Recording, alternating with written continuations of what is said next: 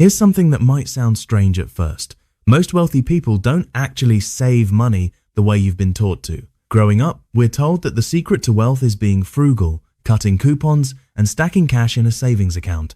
But if you look closely at how genuinely wealthy people operate, that's not what's actually happening.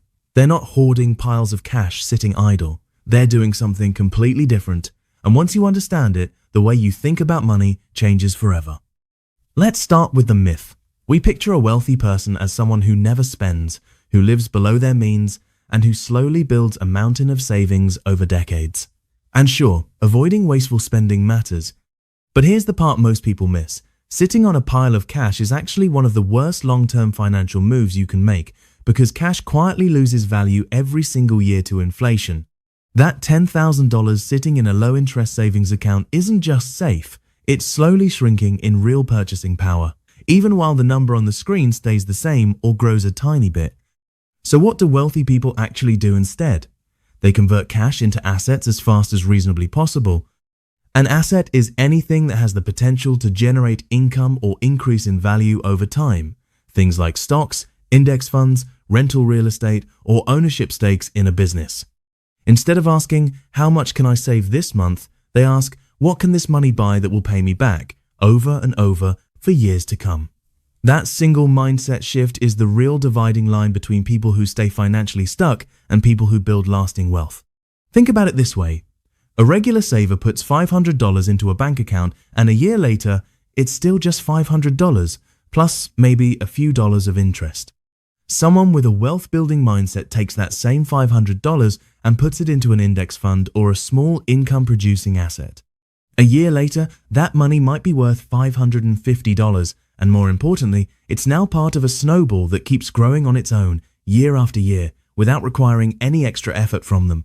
This is also why you'll hear wealthy people talk about paying themselves first. Before spending on wants, before upgrading their lifestyle, they route a portion of every dollar that comes in directly into assets. It's automatic, it's non-negotiable, and it happens before the money ever has a chance to get spent on something that won't pay them back. Here's another key difference. Consumers buy liabilities and call them assets.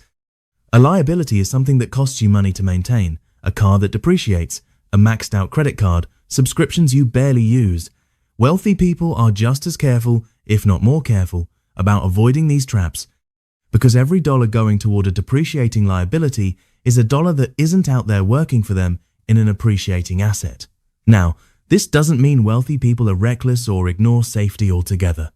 Smart, wealthy investors absolutely keep an emergency reserve on hand because unexpected expenses are a part of life for everyone. The difference is that reserve is intentional and limited. It's not where the majority of their money lives long term. Once that safety net is in place, every additional dollar is expected to go to work, not sit idle collecting dust. Another thing wealthy people understand deeply is the idea of multiple income streams. Instead of relying on a single paycheck, they build several small rivers of income: dividends from stocks, rental income from property, profit from a business, royalties, and so on.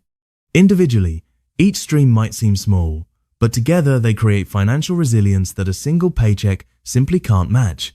If one stream slows down, the others keep the momentum going. So what does this actually mean for you, right now, today? It doesn't mean you need to be rich to start thinking this way. It means shifting the question you ask yourself every time money comes in. Instead of asking, how much of this can I save? Start asking, how much of this can I turn into an asset? Start small if you have to.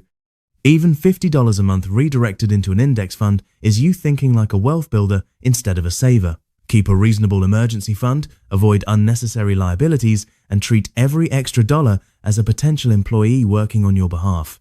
The truth is, saving money isn't the enemy, and it's still an important first step. But saving alone was never designed to make anyone rich. It's simply the holding pattern before the real move, and the real move is turning that saved money into assets that work for you, day and night, whether you're actively working or not. That's genuinely the biggest difference between people who stay financially stuck their whole lives and people who quietly build lasting wealth. If this shifted the way you think about your own money, hit subscribe for more videos like this. And let me know in the comments, are you still in saver mode or have you already started thinking like an asset builder?